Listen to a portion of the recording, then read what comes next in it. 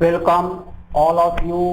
मैं विपिन सिंह आज अपनी ज्योमेट्री की इस क्लास में पिछली क्लास पे आगे बढ़ाते हुए हम डिस्कस करेंगे एंगल पे। इससे पिछली की वीडियो में जैसा कि देखा होगा आप लोगों ने, हमने पॉइंट लाइन और एंगल के विषय में चर्चा की। अब एंगल में दो एंगल चार एंगल के बीच क्या रिलेशन है उससे आए।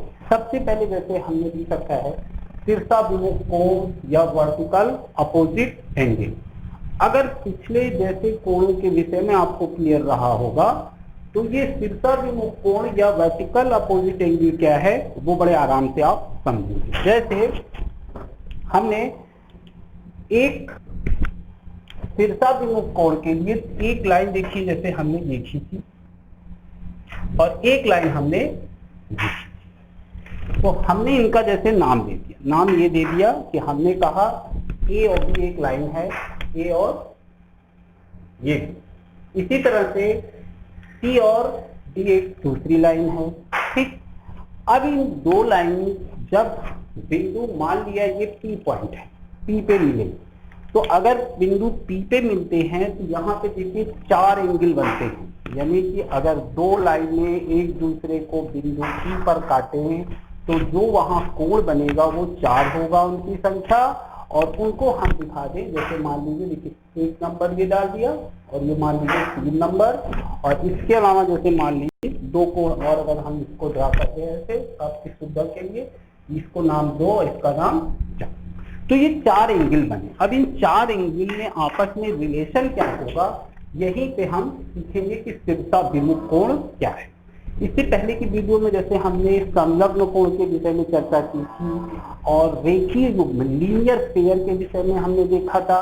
तो अगर वो दोनों के बीच अगर हम समझ जाएं कि क्या कहते हैं तो इनको समझना बड़ा आसान होगा। ठीक, देखिए सबसे पहले हम ये बता दें कि जिसे हमने रेखीय युग्म और आसन्न कोण क्या है, या आसन्न कोण जैसे ये है, जैसे हमने कहा ओ एक लाइन है और इस ओ ए लाइन पे पॉइंट ओ से एक लाइन ओ बी खींची और यहाँ पे बना एक कोण, मान लीजिए ये हमने नाम दे दिया एल्फा।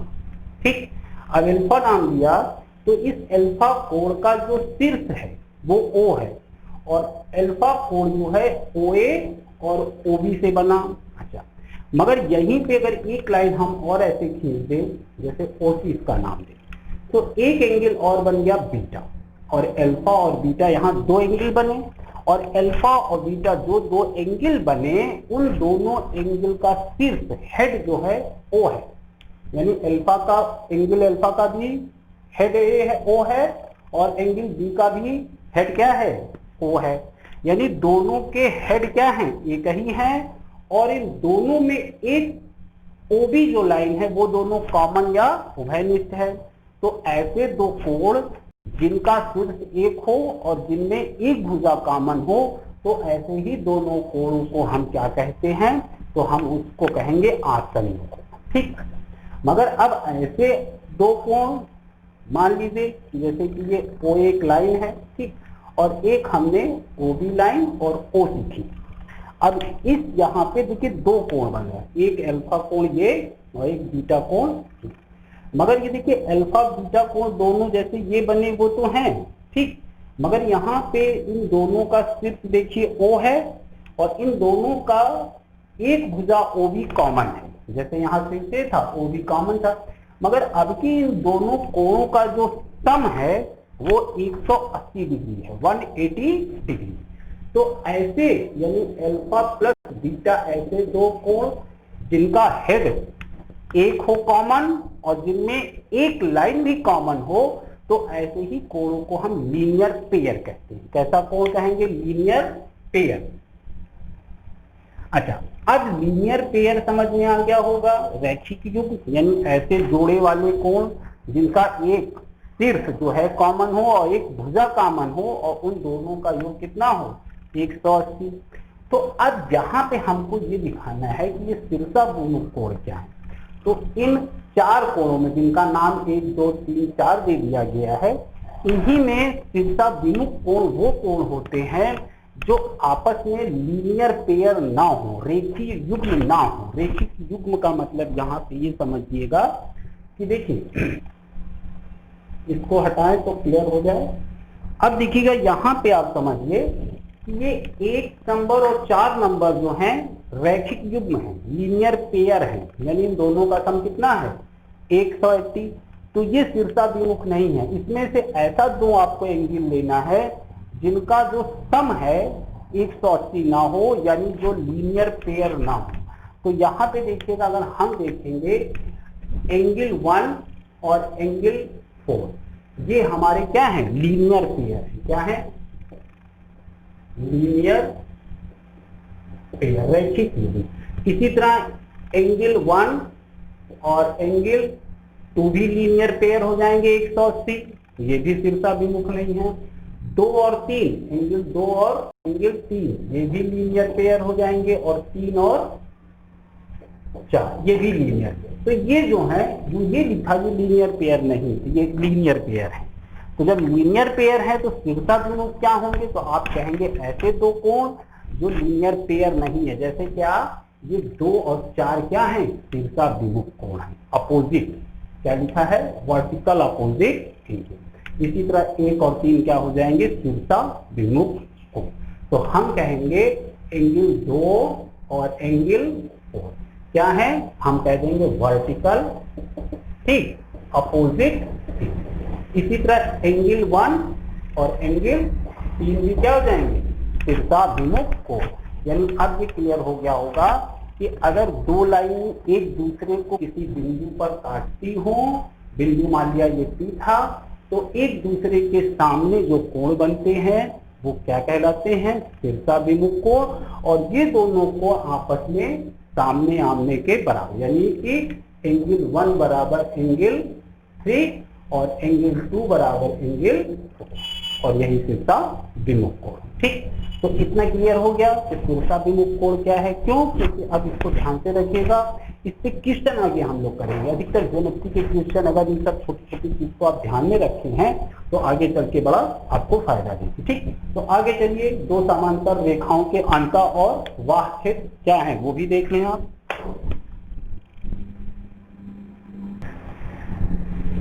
चलिए अब देखिए, जो हमने कहा कि दो समांतर रेखाओं के अंतर तथा वाह क्षेत्र, जैसे देखिए AB और CD दो समांतर रेखाएं हैं। इन दोनों समांतर रेखाओं का जो ये एरिया कहलाता है इसको हम अंतर क्षेत्र या इंटीरियर एरिया कहेंगे, और ये जो है हमारा एक्सटीरियर यानी वाह क्षेत्र कहलाएगा। यानी देखिएगा, जो ये हमने निशान लगा दिया वो इंटीरियर, और ये जो निशान लगा वो वाह क्षेत्र कहलाएगा। ये भी क्लियर। मगर अब आगे पे ध्यान दीजिएगा, कह रहा समांतर रेखाओं और तिर्यक रेखाओं द्वारा बना कोण। ठीक, angle of parallel line and transversal line यानी तिर्यक रेखा। अब जैसे अगर ये कोई तिर्यक रेखा है, ठीक, अब इस तिर्यक रेखा को एक कोई समांतर रेखा को एक तिर्यक रेखा जैसे मालूम पड़ा कि ये हमने इसको काटा। ठीक, तो ये हो गई एक हमारी तिर्यक रेखा, और तिर्यक रेखा का नाम हमने दे दिया मान लीजिए CDEF,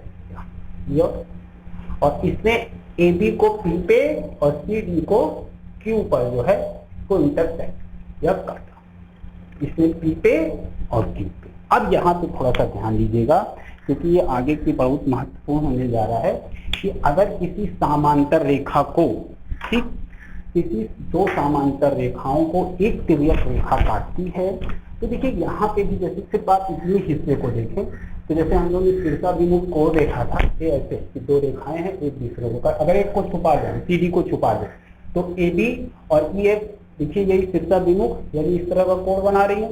तो देखिए अब दो पैरेलल लाइन यानी पैरेलल लाइन को जब एक तिर्यक रेखा काटती है तो ये तिर्यक रेखा कुल मिला के 8 कोण बनाती है। जैसे 8 कोण का अगर नाम दे दें हम, तो देखिए अब यहाँ पे जैसे देखिएगा, ये एक कोण ये बनाया, एक कोण ये बनाया, ठीक, एक कोण ये बनाया और एक कोण ये बनाया। अब एक अगर हम ये कह दें कि देखो एक कोण भाई ये और तो देखिए अगर समांतर रेखा को कोई एक तिर्यक रेखा काट गई तो अब 8 यानी दो बिंदुओं पर 4 कुल 8 कोण बनेंगे। उनका नाम जैसे अब दे दिया हमने इसको हमने कहा 1 एंगल 2 3 4, ठीक, 5 6 7 और 8, ठीक। तो अब इन 8 जो एंगल बने उनको आप जो समांतर रेखा के अंदर बना है उसे अंतःकोण कहेंगे, और जो बाह्य क्षेत्र में बना है एक्सटीरियर एरिया में उसे बाह्य एंगल, एक्सटीरियर एंगल कहेंगे। यानी देखिएगा, अब जैसे समांतर इन रेखाओं के अंदर 3 4 5 6 हैं, तो ये अंत है, इंटीरियर एरिया के बने कोण हैं, और एक यानी कि हम एंगल 1, एंगल 2, एंगल 7 और एंगल 8 को क्या कहेंगे, याद रखिएगा, एक्सटीरियर,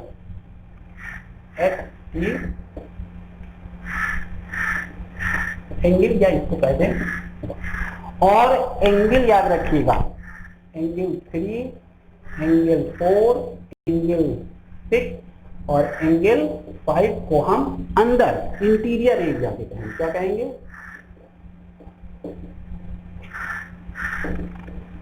या अंतर।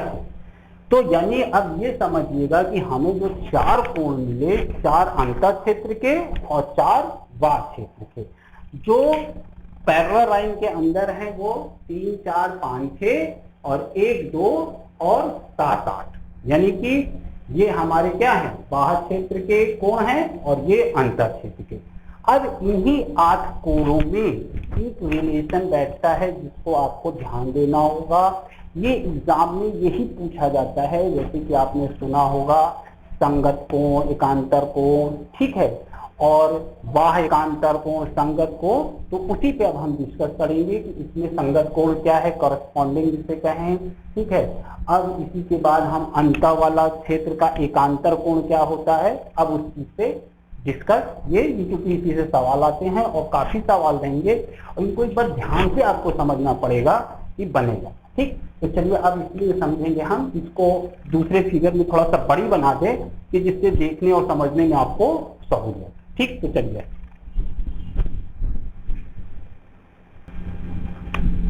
ठीक, अब देखिए, जैसे कि हमने कहा कि क्लियर अगर हो गया होगा तो पैरेलल लाइन क्या थी और अंतःबाह्य क्षेत्र क्या था। अब देखिए, जैसे हमने लिखा संगत कोण या करेस्पॉन्डिंग एंगल, एकांतर अंतर कोण, अल्टरनेटिव इंटीरियर एंगल और अल्टरनेटिव एक्सटीरियर एंगल। तो अब ये 3 जो कोण हैं उनको अगर आप समझ लेते हैं तो इसके अधिकतर क्वेश्चन यहीं से पूछे जाते हैं, तो उनको एक्सप्लेन करने में आपको समझने में आसानी ये होगी कि हमने कहा ए बी और सी डी 2 पैरेलल लाइन है, ई एफ एक तिर्यक रेखा है जिसको काटती है, और बिंदु ये पी और क्यू थोड़ा सा दूर लिख दिया है, 2 बिंदुओं पे पैरेलल रेखा को तिर्यक रेखा ई एफ काटती है, और पॉइंट पी पे 4 एंगल बनते हैं, 1 2 3 4, और क्यू पॉइंट पे 5 6 7 8। और इन्हीं 4 4 यानी टोटल 8 एंगल में जो रिलेशन बनता है उनमें क्या क्या है। तो देखिए, यहाँ पे सबसे पहले ये देखिएगा कि अगर तिरछाभिमुख कोण पूछा जाए तो यहाँ तिरछाभिमुख कोण, यहाँ पे बिंदु P पे 1 और 3 क्या होंगे, तिरछाभिमुख कोण, अल्टरनेट जिसे कहें, अपोजिट एंगल, ठीक। यानी 1 और 3 तिरछाभिमुख कोण हैं, 2 और 4 तिरछाभिमुख कोण हैं। और हमें मालूम है कि अगर समांतर रेखा ये है तो ये दोनों कोण जो होते हैं बराबर, यानी इस बिंदु Q पे 5 और 7 तिरछाभिमुख कोण और 6 और 8। तो ये तो पिछली बात है, मगर हमको निकालना संगत कोण या करस्पॉन्डिंग एंगल क्या है। ध्यान रखिएगा कि संगत कोण ये होते हैं कि अगर 2 समांतर रेखाएं हैं उनको एक तिर्यक रेखा काटती है, तो इस तिर्यक रेखा के कटान बिंदु यानी P और Q पर तिर्यक रेखा के एक ही तरफ का मतलब ये हुआ या तो इधर और या तो तिर्यक रेखा के उधर ही संगत कोण होगा। यानी संगत कोण जब निकालेंगे तो तिर्यक रेखा के या तो हम इधर ले लें और या तो उधर ले लें। तो सबसे पहली कंडीशन तो ये हुई कि तिर्यक रेखा के एक और।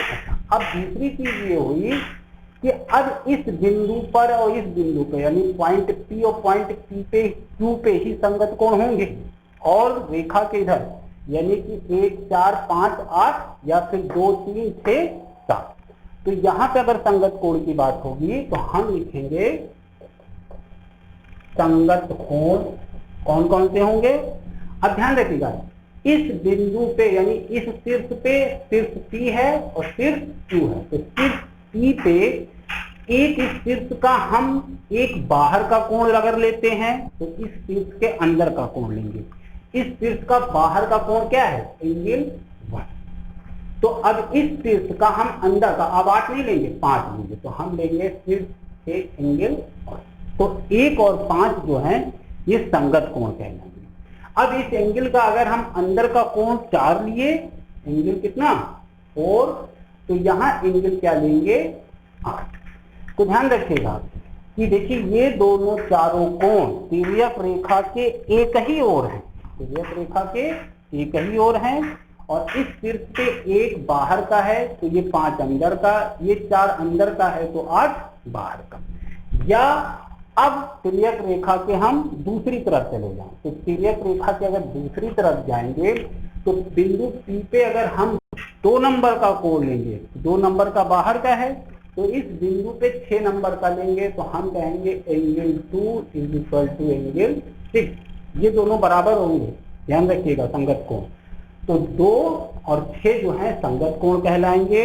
तो इसी तरह एंगल 3 और एंगल, अब देखिए एंगल 3 अंदर का है तो बाहर का क्या हो जाएगा? एंगल 4, और यही कोण जो हो जाएंगे क्या कहलाएंगे?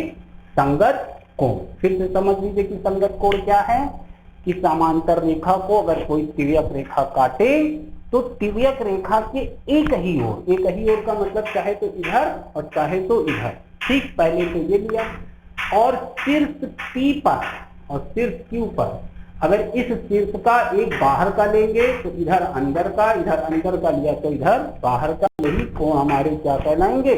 संगत या करेस्पॉन्डिंग एंगल, और ये दोनों एंगल आपस में बराबर, ठीक। पहला ये। अब इसी में हम समझेंगे एकांतर कोण क्या है। अब देखिएगा, जैसे अगला आप देख लें कि एकांतर अंतःकोण या कहें अल्टरनेटिव इंटीरियर। अब इंटीरियर से मतलब ये है कि अंदर का। तो ध्यान रखिएगा कि एकांतर कोण वो होता है जो तिर्यक रेखा के दोनों तरफ, यानी कि आपकी संगत वाला तो एक तरफ में रिलेशन बैठा, या चाहे इधर का नहीं चाहे इधर, मगर एकांतर कोण में जो रहेगा तिर्यक रेखा के एक इस तरफ रहेगा तो दूसरा इस तरफ। तो जैसे हमने कहा कि अब यहाँ पे जैसे हमने कहा एक मान लिया भाई से यही तक है, अब की हमने कहा एकांतर, एकांतर अंतः लीजिए, अंतः, ठीक। तो देखिए एकांतर अंतःकोण वो होगा कि दोनों शीर्षों पर या तो अंदर का लेंगे और या तो बाहर का। तो अंदर का जब लेंगे तो यहाँ 3, 4 और 6 और 5 अंदर की, मगर एकांतर कोण रहेगा तिर्यक रेखा के एक इधर का और एक उधर का। यानी अगर एंगल 3 लिया तो ये एकांतर कोण हो गया बाहर, यानी देखिए एक इधर और एक इधर। अगर इधर एंगल 4 लिया तो इधर एंगल क्या ले लेंगे? तो यही दोनों क्या कहलाएंगे? ये एकांतर अंतःकोण। और अगर एकांतर अंतःकोण वाह वाला, वाह, ठीक, तो यहाँ देखिएगा, यहाँ लिख दिया हमने वाह यानी एक्सटीरियर वाला, तो वो भी अब देखिएगा 1, 4 और 7, 8 में अगर एंगल ए लिया 1 तो अब की एंगल 7, एंगल 2 लिया तो अब की एंगल 8, ठीक। तो ये एकांतर वाह कोण कहना है। अब देखिएगा ये जो चारों हमने बनाया, ये 2, 4 और ये 4, अब ये बहुत ही इंपॉर्टेंट है। अगर ध्यान रखेंगे तो आगे के क्वेश्चन में जब इनकी जरूरत पड़ेगी तो बड़े आराम से आप इसको समझ जाएंगे। फिर से एक बार ब्रीफ कर रहे हैं कि संगत कोण क्या होगा? तिर्यक रेखा के एक ही ओर होगा, चाहे इधर चाहे उधर, मगर शीर्षों पे, दोनों शीर्षों पे लेंगे, एक बाहर का एक अंदर का। एकांतर क्या होगा? या तो अंदर अंदर का लें या तो बाहर बाहर का लें, लेकिन दोनों तिर्यक रेखा पे एक इस साइड का और दूसरा उस साइड का। इसमें ध्यान रखिएगा बहुत जबरदस्त रिलेशन ये है कि ये आपस में ये ऐसे ऐसे बराबर होंगे जब कि समांतर रेखा हो। अच्छा, इसके अलावा ध्यान रखिएगा कि जैसे यहाँ पे एंगल ये 5 और एंगल 4 और 5, ये दोनों का सम हमेशा 180 डिग्री होगा। यानी ये भी एक जबरदस्त रिलेशन याद रखिएगा कि एंगल 4 प्लस एंगल 5 ये बराबर 150। इसी तरह एंगल 3 और एंगल 6 भी 180। ये भी ध्यान रखिएगा कि अगर हम यहाँ पे इस 3 नंबर एंगल का हाफ कर दें, ठीक, और इधर 6 नंबर जितना एंगल है उसका हाफ कर दें, इसके बाद 4 का हाफ कर दें और 5 का ये हाफ कर दें, तो जो ये एक चतुर्भुज बना P और इसको P डॉट और ये Q और Q डॉट नाम देंगे। तो जो ये कोण बना यानी कि यहाँ पे ये 90 डिग्री। ये भी आप ध्यान रखिएगा, ये हमसे क्वेश्चन में पूछा जाता है कि अगर जो इसके अंतः चारों क्षेत्र के आधे के जो मिला दिया जाए कोण, तो ये जो मिलेंगे ये 90 डिग्री के कोण। ठीक, अब अगर इतनी चीजें क्लियर हैं तो अब इसके जितने भी क्वेश्चन आएंगे हम बड़े आराम से इसको कर लेंगे। तो इस चीज को ध्यान में रखिएगा कि संगत कोण क्या है, युगांतर कोण क्या है, अंतःवाद क्षेत्र क्या है और ये कब बराबर होते हैं। तो संगत कोण आपस में बराबर होते हैं, एकांतर कोण आपस में बराबर होते हैं, अंतःवाद साथ में तिर्यक रेखा के एक ही ओर के अंतर क्षेत्र का योग, तिर्यक रेखा है उसके एक ही तरफ यानी 4 5 एक ही तरफ का योग कितना होगा 180 और ये भी कितना होगा 180। ठीक, और इन दोनों का अगर कोणों का अर्धक चारों का किया जाए तो जो दोनों मिलेंगे ये भी 90 और ये भी, और एक ये आयत बनाते हैं। क्या बनाते हैं? आयत। और आयत का हमें मालूम है कि चारों कोण क्या होगा 90 डिग्री, तो ये 90 ये तो ये भी 90 होगा इसका हाफ और ये भी 90। ठीक, तो इस हिसाब से अब ये सब एंगल आप ध्यान रखेंगे। हम अगली क्लास में देखिएगा, हम इसके जब एक्सरसाइज करेंगे, कुछ क्वेश्चन करेंगे तो आपको इसको समझने में आसानी होगी। उम्मीद है कि इस वीडियो इस क्लास में जितनी छोटी छोटी चीजें बताई हमने आपको बड़े ही ढंग से चीजें समझ में आई होंगी। अगर आपको चीजें समझ में आई होंगी तो चैनल लाइक और सब्सक्राइब जरूर करिएगा। हम अगली वीडियो में इसके कुछ एक्सरसाइज करेंगे, तो करने में आपको ये सब समझने के बाद बड़े ही आराम से चीजें समझेंगे। ठीक, तब तक के लिए गुड।